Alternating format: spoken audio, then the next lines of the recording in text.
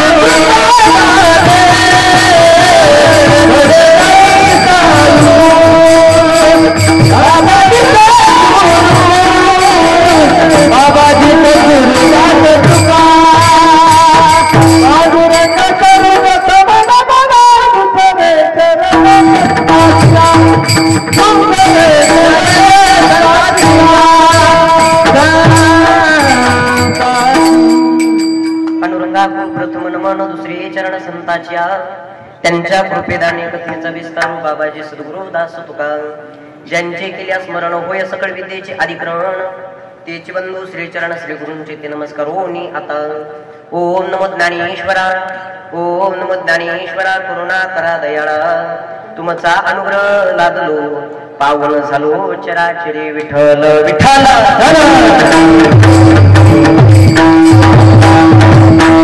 त्याचा आवाज मोकळा सोडा अगोदर जसा होता तसा सोडा इकडे कमी करायचा करण्याचा कमी करण्याचा आवाज कमी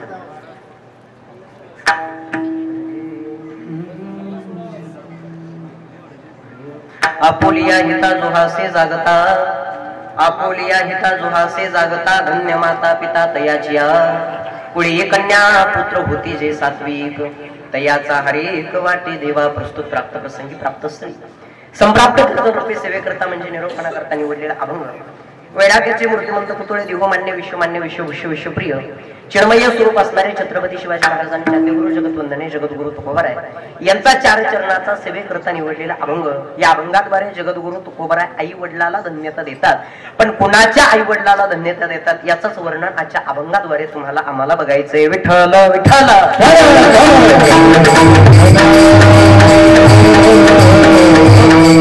अभंगाला चिंतन करण्या अगोदर काही थोडासा अल्पसा परिहार देणं अत्यंत गरजेचं आहे आज तुम्ही आम्ही सर्वजण येतं कशा करता जमलेला आहोत हे तर तुम्हाला मला सर्वांना माहितच आहे गेल्या अनेक दिवसापासून वर्षानुवर्षापासून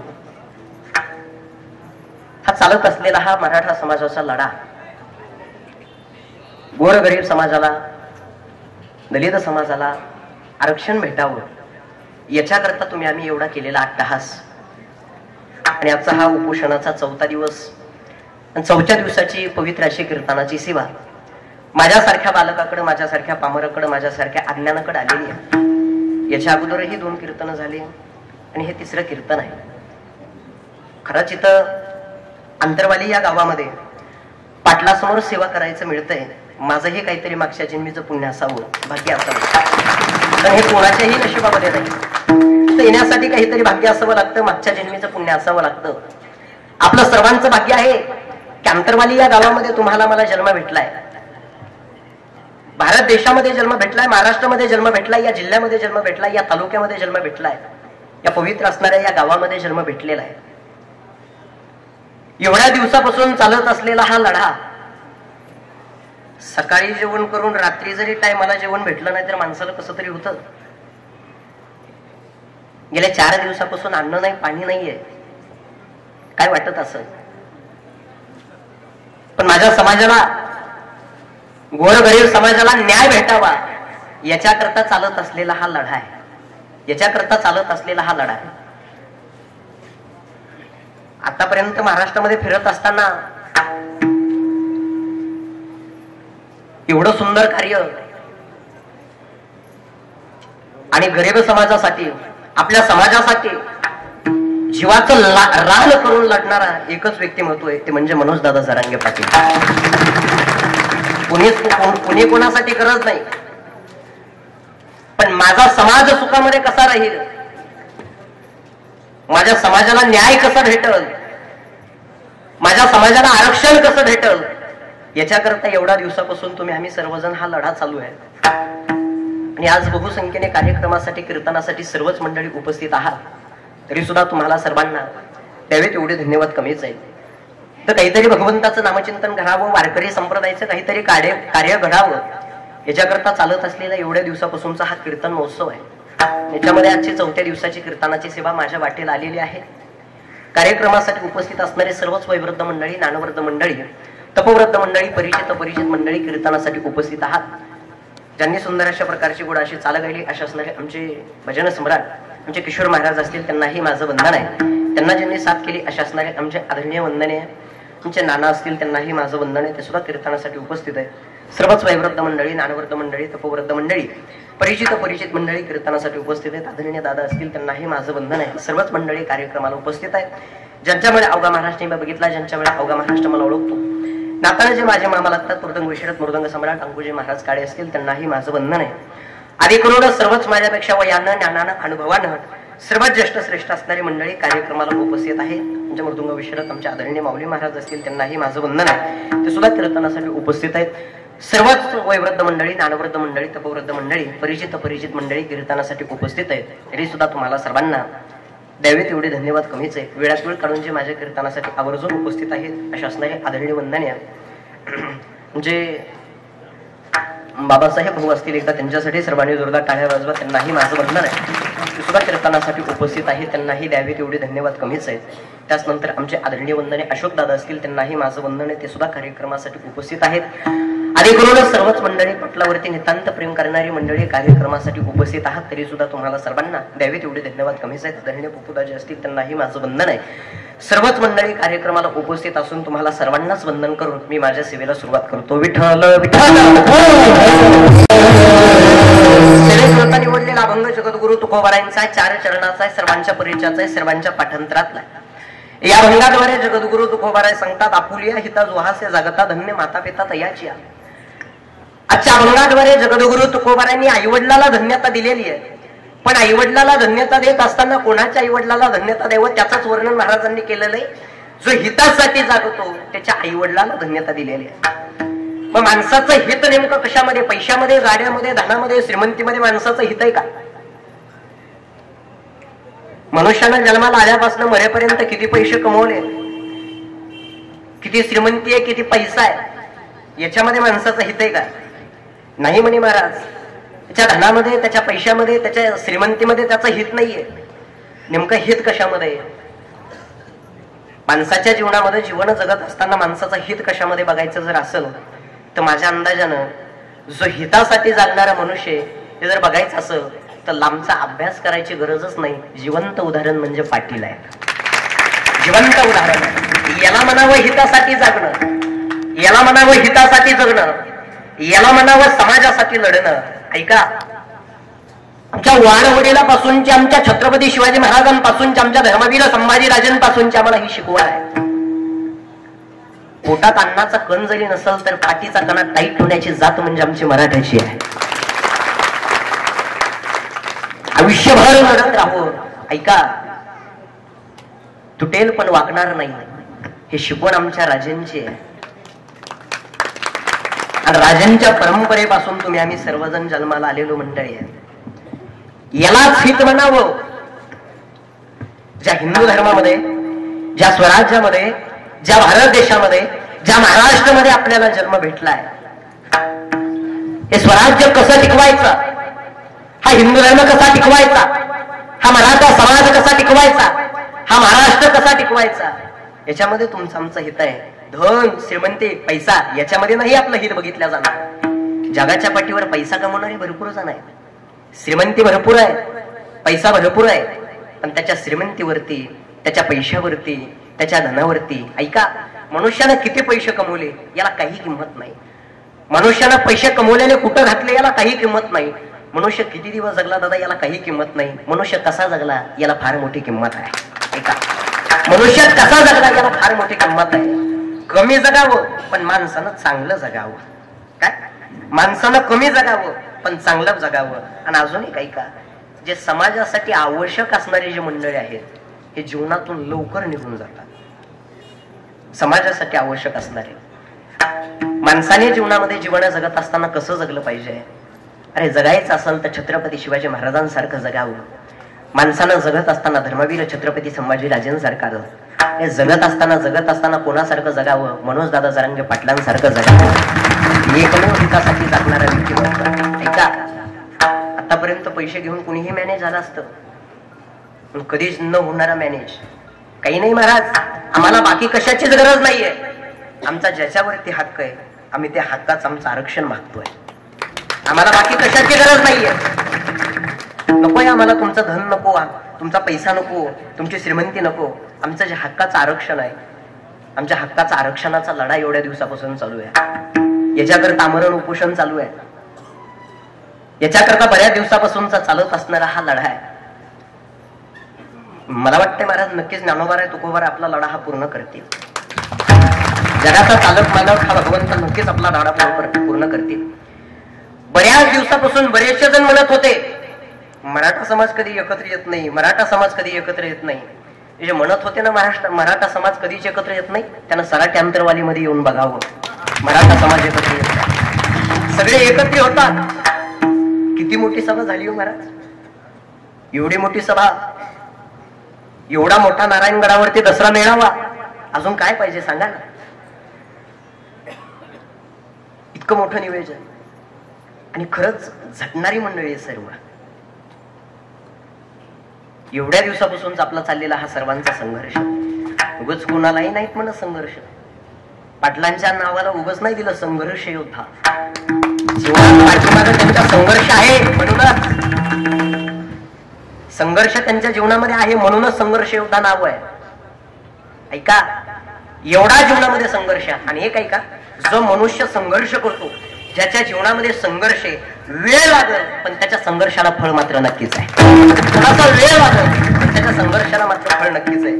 छत्रपती शिवाजी महाराजांना स्वराज्याची निर्मिती करायची असेल तर एका दिवसामध्ये स्वराज्याची निर्मिती नाही झाली, याच्यासाठी संघर्षच करावा लागला. आऊसाहेब ज्यावेळेस सिंध खेळवून पुण्यामध्ये आल्या आणि पुण्यामध्ये आल्याच्या नंतर हे दृश्य बघितलं, स्वराज्याची तर निर्मिती करायची आहे, विश्वापासून शून्य आहे पण विश्व निर्माण करायचंय. हे सगळं शून्य आहे पण आता शून्यातून विश्व निर्माण करायचंय. आता नेमकं करावं कसं?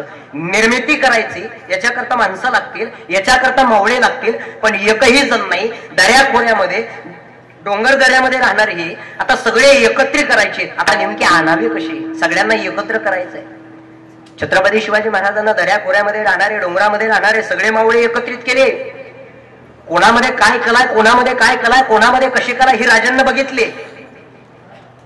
बसराणारा उभं केलं, उभं राहणाऱ्याला चालायला शिकवलं, चालणाऱ्याला तलवार हातात घ्यायला शिकवली, तलवार हातात घेणाऱ्याला तलवार चालवायला शिकवली, तलवार चालवणाऱ्याला जे स्वराज्यावरती डोळे ठेवतील त्याच्या माना कापायला शिकवलं.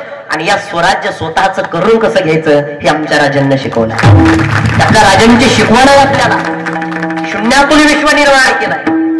सगळे मावळे एकत्र करून स्वराज्याची निर्मिती राजाने केली. बघा, ऐका, एवढा जीवनामध्ये संघर्ष, पण त्या संघर्षाला फळ मात्र नक्कीच लागला. ज्ञानोबारांच्या जीवनातला संघर्ष बघायचा जर झाला तर ह्या जगाने ज्ञानोबारायला सुद्धा त्रास दिला. दादा, तुम्हाला आम्हाला त्रास होतो यात काहीच नवल नाही. साधू संतांना सुद्धा त्रास झालेला आहे. जो चांगलं वागतो, जे चांगलं कार्य करतो, त्याच्या जीवनामध्ये प्रत्येक जण त्रास देतो. त्याच्या जीवनामध्ये निंदा करणारे, त्याच्या जीवनामध्ये त्रास देणारे असतात. आणि निंदा करणारे, त्रास देणारे हे असलेच पाहिजे. आपणच म्हणतो निंदकाचे घर असावे, निंदकाचं घर मात्र हे शेजारी असलंच पाहिजे. एक वाक्य सांगता ऐका, जब तक जिंदा हो तब तक निंदा से मत डरो. ऐका हा, जब तक जिंदा हो तब तक निंदा से मत डरो. लोग निंदा उसी की करते हैं जो जिंदा है, तारीफ तो लोग मरने के बाद करते. मनुष्य जोपर्यंत जिवंत आहे तोपर्यंत निंदाच करणार आहे, पण गेल्याच्या नंतर तर म्हणतील ना, होता दादा, चांगला होता. असं प्रत्येकाच्या जीवनामध्ये त्रास, प्रत्येकाच्या जीवनामध्ये संघर्ष होणार आहे. ऐका, जे समाजासाठी वागतात, जे आपल्या हितासाठी जागतात, त्याच्याच आई वडिलांना तुकोबारांनी धन्यता दिलेली. धन्य माता पिता तयाची, आपुलिया हिता जो हास्य जागता, धन्य माता पिता तयाची. ऐका, जो माणूस हितासाठी जागतो त्याच्यासाठी तुकोबारांनी आजच्या अभंगाद्वारे काय दिलेली आहे? धन्यता दिलेली आहे. बरं, त्याला धन्यता नाहीये. धन्यता जर कोणाला असेल तर त्याच्या आई वडिलांना धन्यता आहे. धन्य माता पिता तयाची आहे. जो हितासाठी जागतो मुळात त्याला धन्यता नाहीये. धन्यता जर कोणाला असेल तर त्याच्या आई वडिलांना धन्यता आहे. धन्य माता पिता तयाची आहे. खरंच आज हे दृश्य बघितल्याच्या नंतर म्हणावं लागल, धन्य माता पिता तयाची आहे. हे इथलं दृश्य बघितल्याच्या नंतर आज आपल्याला म्हणावं लागल, धन्य माता पिता तयाची आहे. ऐका, ज्याचे आई वडील धन्य आहे त्याच्या जीवनामध्ये असं कार्य घडतं. म्हणून तुकोबारांनी धन्यता देत असताना आई वडिलाला धन्यता दिलेली. कुळी कन्या पुत्र होती जे सात्विक. आणि ज्यांच्या आई वडिलाला धन्यता आहे अशाच कुळामध्ये असे सात्विक पुत्र जन्माला येतात. कुळी कन्या पुत्र होती जे सात्विक, आणि तयाचा हरेक वाटे देवा. मुलं चांगले जन्माला आले पाहिजे. काही काही वेळेस विचार करण्यासारखी गोष्ट असते महाराज. काही काहीला पोरं भरपूर आहेत पण एकही धडाचं नाही. विनोदाचा भाग सोडून द्या, सांगायचं तात्पर्य, काही काहीला मुलं भरपूर आहेत पण एकही धडाचं नाही. एक बाई बसनं प्रवास करू लागली, बसने, आणि बसने प्रवास करत असताना कंडक्टर तिकीट काढायला आला. कंडक्टर तिकीट काढायला आल्याच्या नंतर एक बाई बसमध्ये बसलेली होती. कंडक्टर त्या बाई जवळ गेला आणि त्या बाईने तिकीट काय काढलं माहिती का? 1 फुल 6 हाफ. काय तिकीट काढलं तिनं? 1 फुल 6 हाफ. कंडक्टर म्हणला बाई 6 हाफ कोणाचे? बाई म्हणली माझ्या लेकरांची. कंडक्टर म्हणला कमाल आहे बाई, आधीच बसमध्ये बसायला जागा नाही आणि एवढे पोरं तुम्ही बसमध्ये आणले, याच्यातले अर्धे तरी आणायचे ना. काय म्हणला कंडक्टर? याच्यातले अर्धे तरी आणायचे ना. बाई म्हणली गोबरशी अर्धेच येतो. म्हणजे बाईला पोरं किती होते बोला? 12. कंडक्टर म्हणला बाई तुम्हाला 12 पोरं, ह्या 12 पोरांचे नावं नेमके तुमच्या ध्यानात राहत कशी असते? बाई म्हणजे नावं तसे ठुले, जानेवारी, फेब्रुवारी, मार्च. काही काहीला मुलं भरपूर आहेत. योग्य मार्गाला लागले पाहिजे, योग्य संस्कार रावले पाहिजे. असे चांगले मुलं, असे सात्विक मुलं जन्माला येण्यासाठी सुद्धा काहीतरी भाग्य असावं लागतं.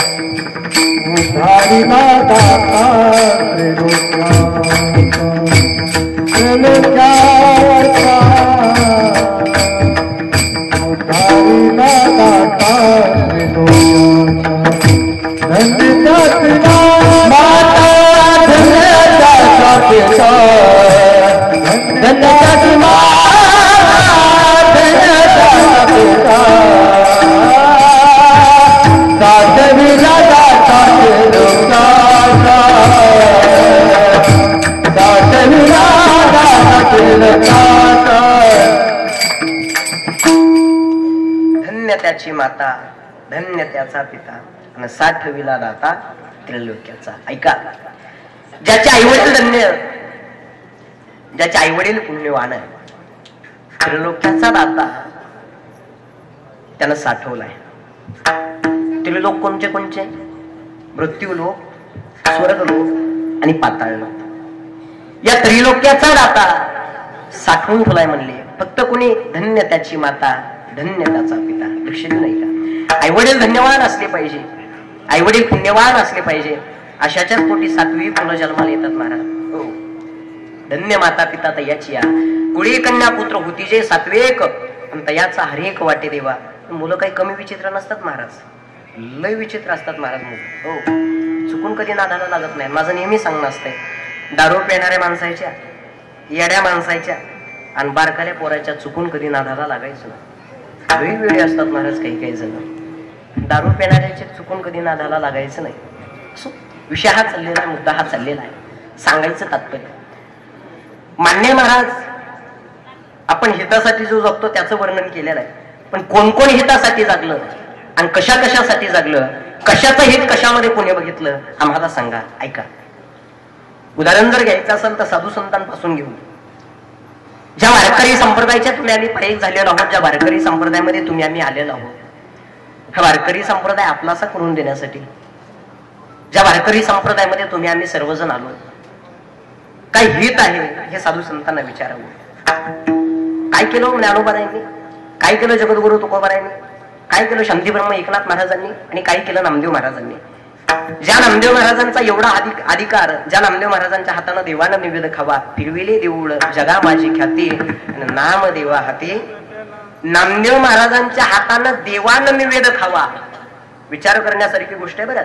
नामदेव महाराजांच्या हातानं देवानं निवेद खावा, आपल्या हातानं कुत्रे सुद्धा भाकरी खात नाही. खात नाही त्याच्या मागं कारण असेल ना.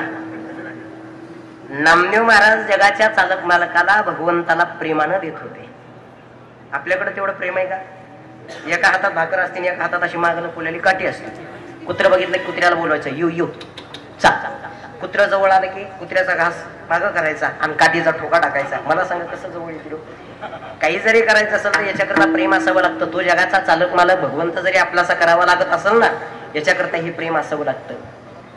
कुठलं जरी कार्य करायचं असेल तर निष्ठा ठेवून करावं लागतं. निष्ठावंत भाव भक्ताचा स्वधर्म, निर्धार हे वर्म चुकू नये. एवढ्या दिवसापासून हे उपोषण चालू आहे. काय याच्या मागं? याच्या मागं निष्ठाच आहे ना.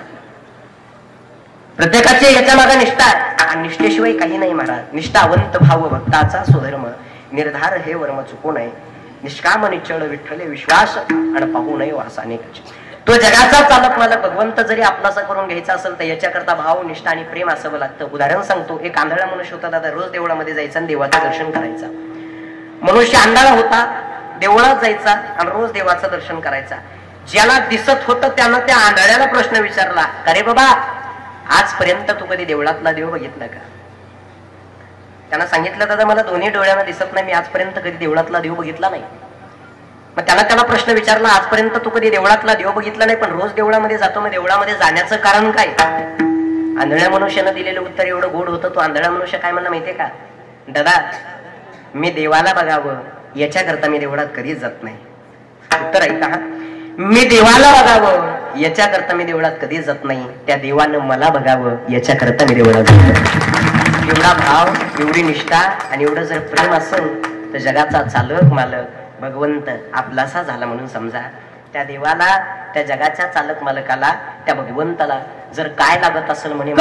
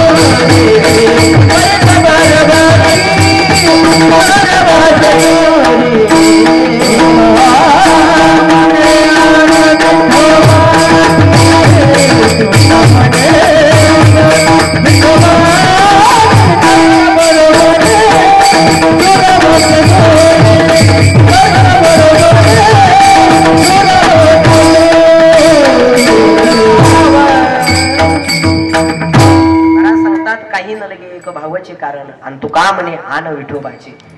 त्या जगाच्या चालक मालकाकडे, त्या भगवंताकडे जायचं म्हणे महाराज काही लागणार नाही. काय लागत असं? भाव, निष्ठा आणि प्रेम असावं लागतं. बाकी त्या देवाला, त्या जगाच्या चालक मालकाला, भगवंताला काही लागत नाही. ऐका, धन श्रीमंती पैसा बघून जे जवळ येतात हे संसारातले प्रपंचातले असतात, आणि धन श्रीमंती पैसा न बघून जवळ येतो तो जगाचा चालक मालक भगवंत असतो. कुठल्याच प्रकारची श्रीमंती बघत नाही, कुठल्याच प्रकारचा पैसा बघत नाही, कुठल्याच प्रकारचं धन बघत नाही.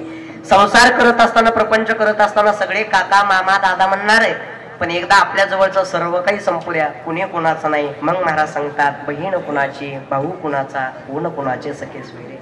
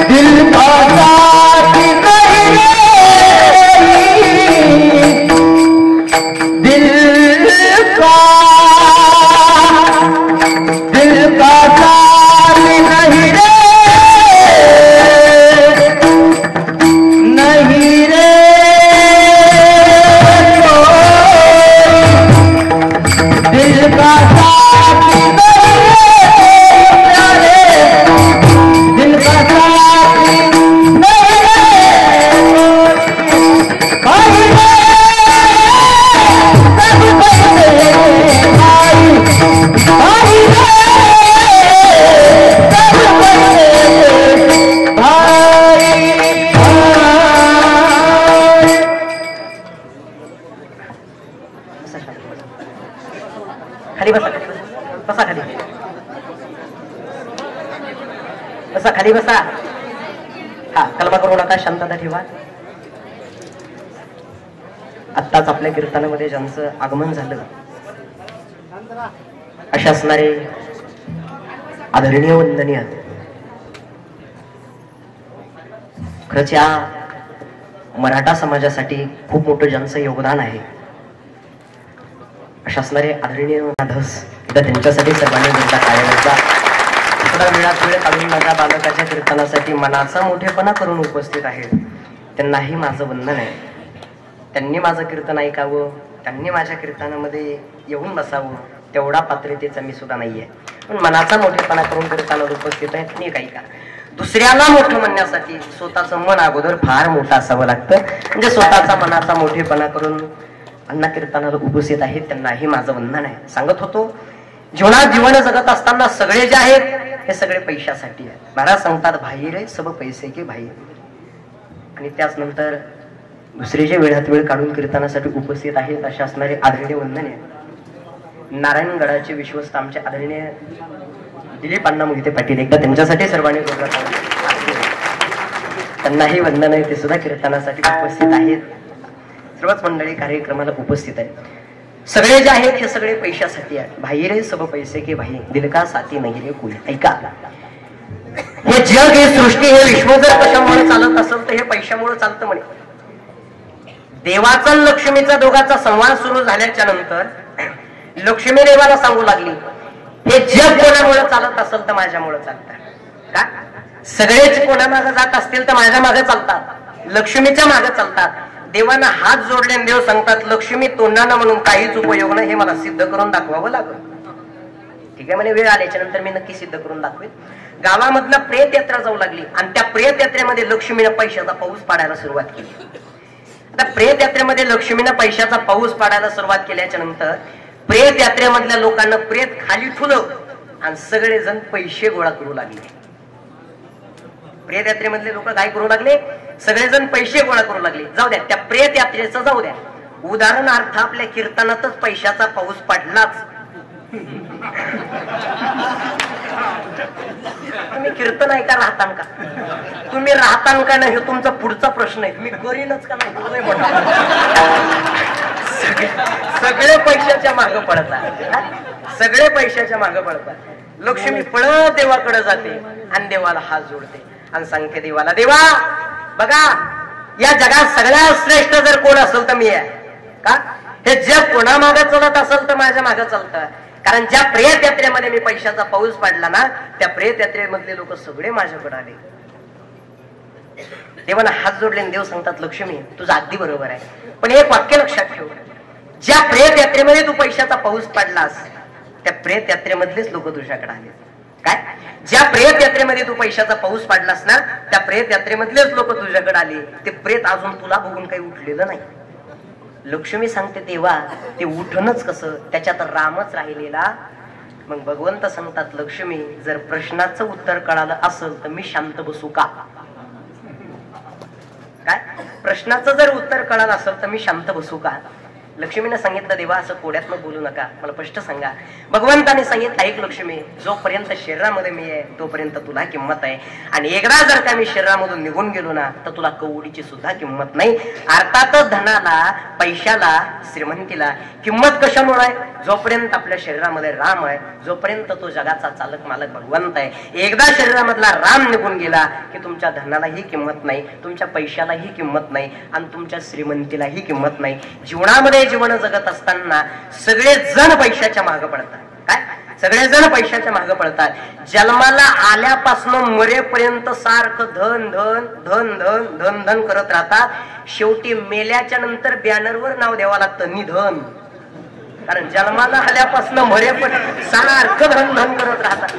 सगळे पैसा पैसा, सगळे पैशाच्या मागे पडतात महाराज, सगळे पैशाच्या मागे पडतात. बरोबर आहे का नाही महाराज. ऐका, पण म्हणे महाराज, या पैशाची, ह्या धनाची, या श्रीमंतीची आम्हाला गरज नाही. हा पैसा, हे श्रीमंती, हे धन आम्हाला नको आहे. याची कशाचीच मुळातच आम्हाला गरज नाही. आणि धनामधून, श्रीमंतीमधून आणि पैशामधून तुमचं आमचं सर्वांचं हित बघितल्या जाणार नाही. बरं, जगाच्या पाठीवर धन श्रीमंती पैसा भरपूर आहे, पण हे काही कामाचे नाही म्हणे. अहंकाराचं आहे आणि पोट फुटलेल्या माणसाचं गोरं पण आहे. कोडियाचे गोरे पण तैसे अहंकारी ज्ञान.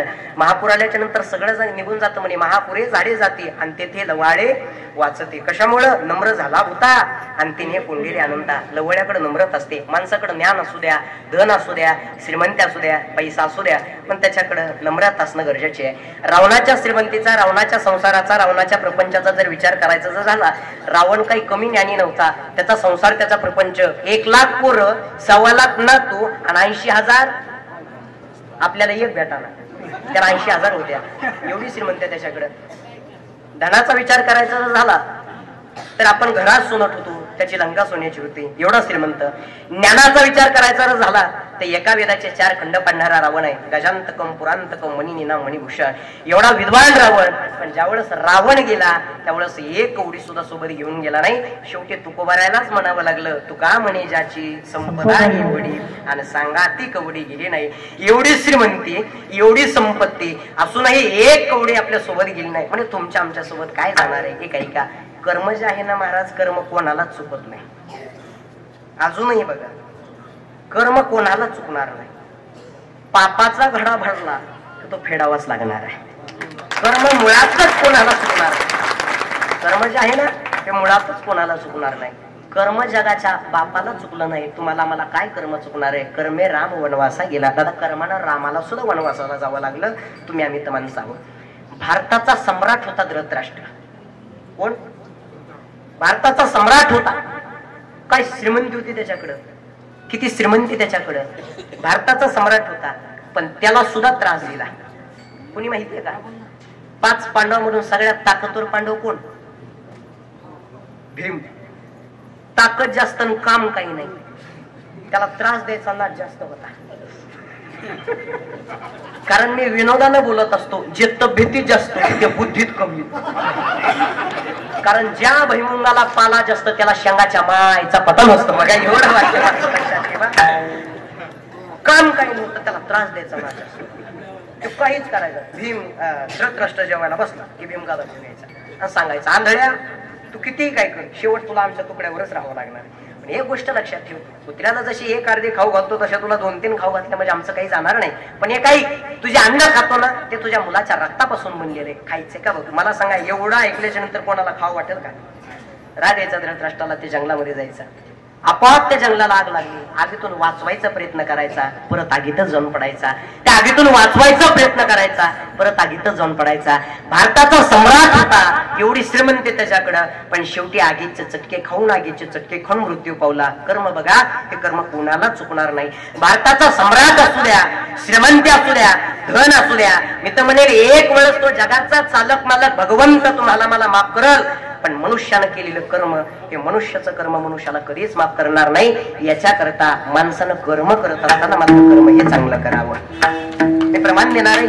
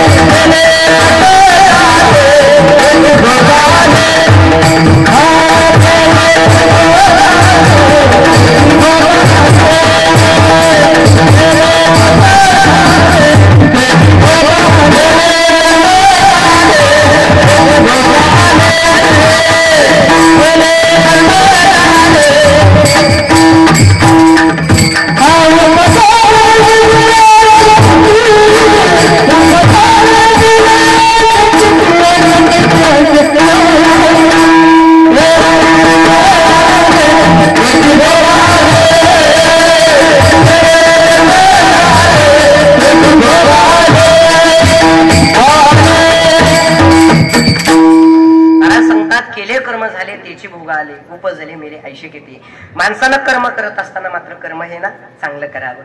संसार करत असताना, प्रपंच करत असताना माणसाची वासना, अपेक्षा ही वाढत जाते महाराज. संसार प्रपंच हा काही कामाचा नाही. संसारात, प्रपंचामध्ये प्रत्येकाच्या पाठीमागं काय आहे? दुःखच आहे. तुम्ही म्हणता महाराज तुमचं लग्न झालं नाही, संसाराच्या प्रपंचाच्या लय उचापती करायली. हे बघा, मी प्रामाणिक माणूस आहे. काही जरी बोलल तर मी पुरावा देऊन बोलत. बोलण्याला पुरावा असावा. माझा स्वभाव अन्नासारखा आहे. काही जरी बोलल तर मी पुरावा देऊन काही बोलत पण मी पुरावा देऊन बोलत. महाराजांच्या बोलण्याला पुरावा असावा. वाक्य लक्षात ठेवा, महाराजांच्या बोलण्याला पुरावा असावा. आणि महाराजांच्या बोलण्याला जर पुरावा नसेल तर महाराज जिता पुरावा. याच्याकरता मी पुरावा देऊन बोलणार. काय पुरावा आहे का? फलकतो संसार हे ते सार भगवंत. दुःख बांधवडी आहे हा संसार आणि सुखाचा विचार नाही कुठे. संसारात प्रपंचामध्ये सुखाचा विचार कुठंच नाही. अण्णा एक जण माझ्याकडे आला, मला म्हणला माझी बायको लईच भोळी. मला म्हणला काय म्हणलं, माझी बायको लईच भोळी. त्याला म्हणलं बायका भोळ्या नसत्यात. ते मला खरंच भोळी आहे. त्याला म्हणलं बायको भोळी का लगेच कळेल. फक्त बायकोकडे जायचं आणि घरी गेल्याच्या नंतर शेजारणीचं वर्णन करायचं. बायकोशी कोणाचं वर्णन करायचं? शेजारणीचं. मी विनोदाने बोलून गेलो, त्याला खरंच मनावर घेतलं. ते घरी गेला आणि घरी गेल्याच्या नंतर बायकोला काय म्हणलं माहिती का, काय त्या शेजारणीच्या हाताला चव आहे म्हणला. तुझ्यासारखी भारी भाजी, किती भारी भारी भाजी बनवते. तुला नाही येत तिच्यासारखी भारी भाजी बनवता. एवढी छान भाजी बनवती ती शेजारी. तिला राग आला, तिनं असं गचुर धरलं, खाडकून काना मग मी त्याला म्हणलं सखाराम बायको लईच भोळी र. बायको भोळे म्हणल्याच्या नंतर त्याला राग आला. म्हणजे बायकोला वजनात म्हणला खरंच हाणलंस का चष्टात हाणलंस. बायकोला म्हणला काय म्हणला, खरंच हाणलंस का चष्टात हाणलंस. बायको म्हणली खरंच हाणलंय. मग हे म्हणला बंग बरोबर आहे, कारण मला चष्टा जमत नाही. सांगा बरोबर. संसार आहे प्रपंच हा काही कामाचा नाही. बघा प्रत्येकाची बायको प्रत्येकाला प्रत्येकाच्या भाषेत शिकवते. मला प्रत्येकाची. वकिलाची बायको म्हणते थांबा तुमचा निकालच लावते. शिक्षकाची बायको म्हणते मला शिकू नका. नाव्याची बायको म्हणते मिळाल्यानं माझा केस न गळा कापला. पेंटरची बायको म्हणते एका रट्यात थोबा रंगवीन. पकवाजाची बायको म्हणते थापा मारू मला. काय करायचं सांगा. बायको काय गपची बसते का? किती गोड चालवायची घरी जायचं. घरी गेल्याच्या नंतर बायकोला म्हणत बाप आज चैतन्य महाराजांच्या कीर्तनामध्ये एवढी गोड चाल गायली. बायको म्हणते ग बसा. लग्नाच्या आधीपासून मला माहिती तुम्ही किती चालीचे, तुम्ही घबरा मला काही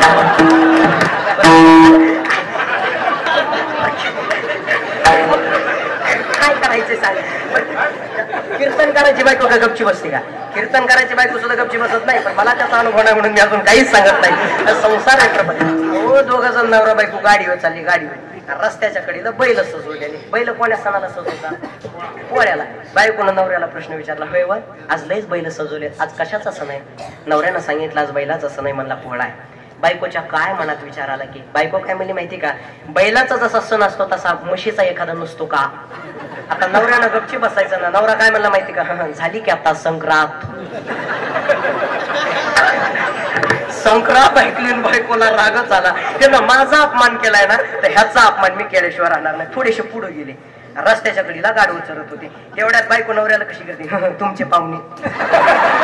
बायकोला आता याचा अपमानच करायचा होता ना. बायको काय म्हणते, तुमचे पाहुणे. नवरा तिच्या पुढचा होता. नवरा गाडवाकडे बघतो, गाडवाला म्हणतो राम राम सासरी बुवा.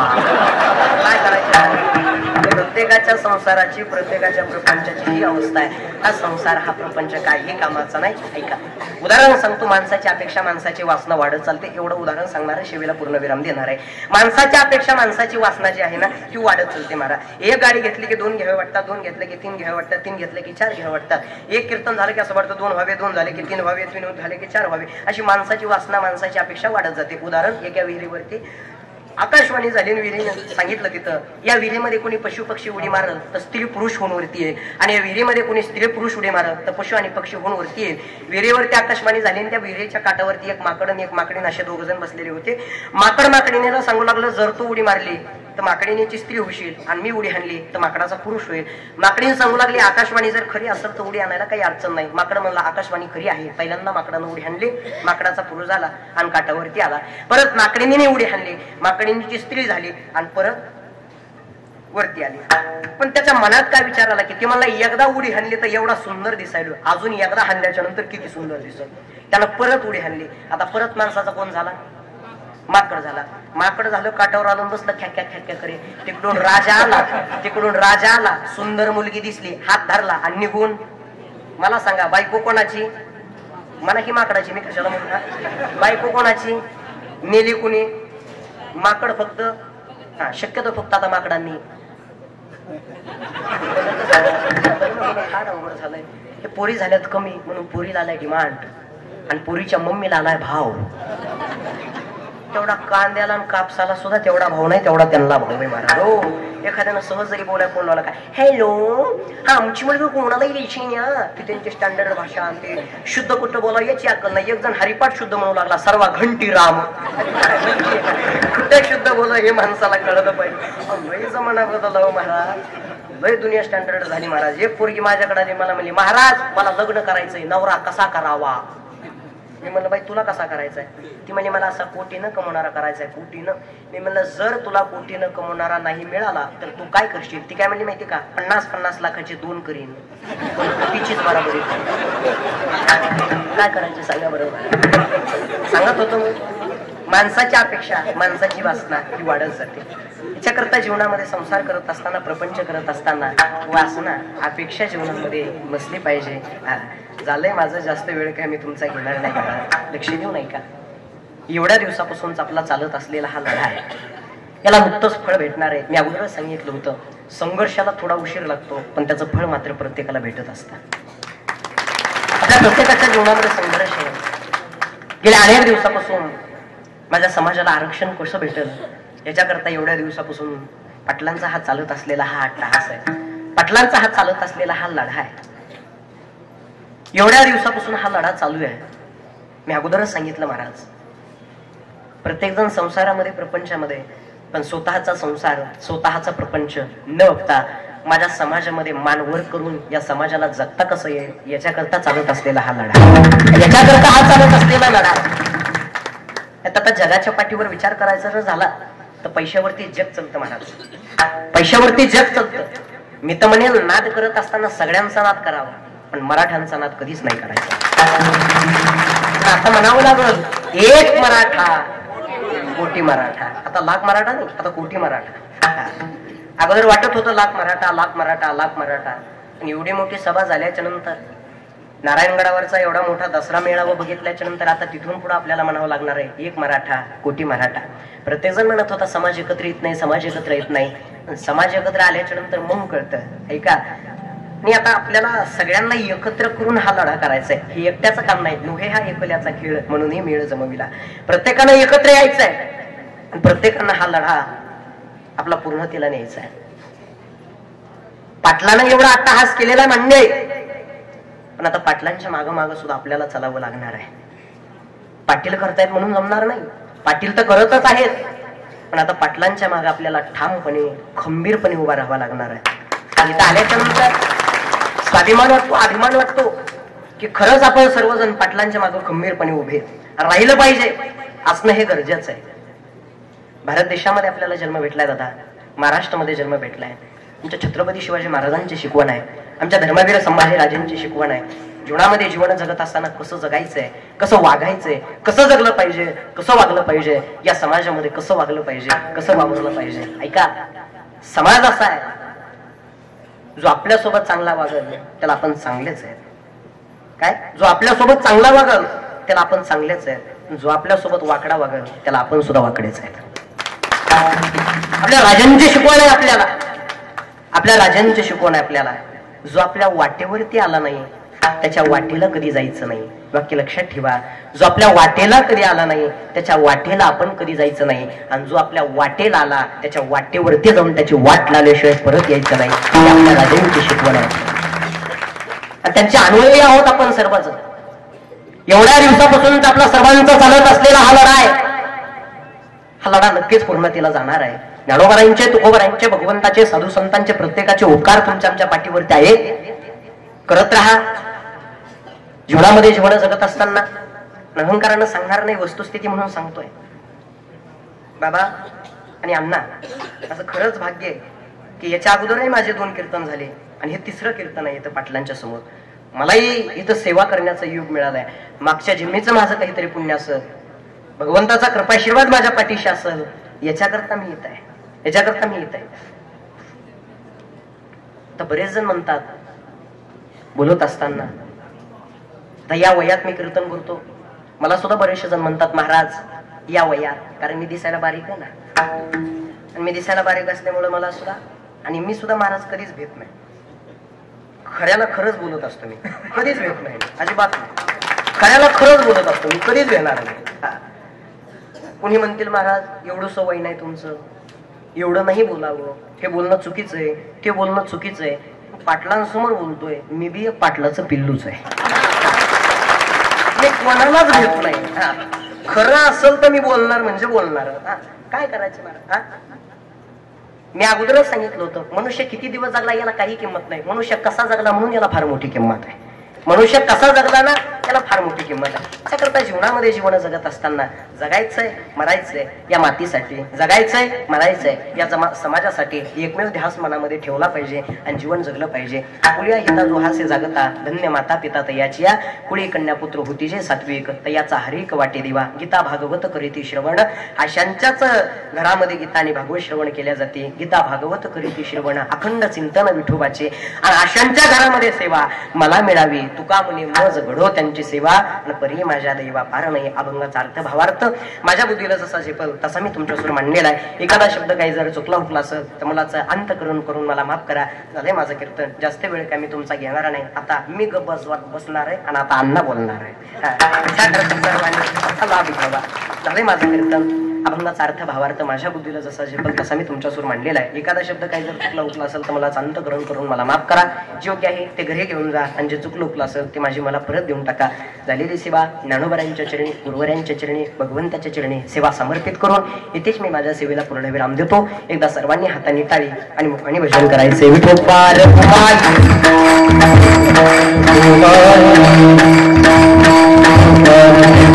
टाळी टाळी टाळी बघा.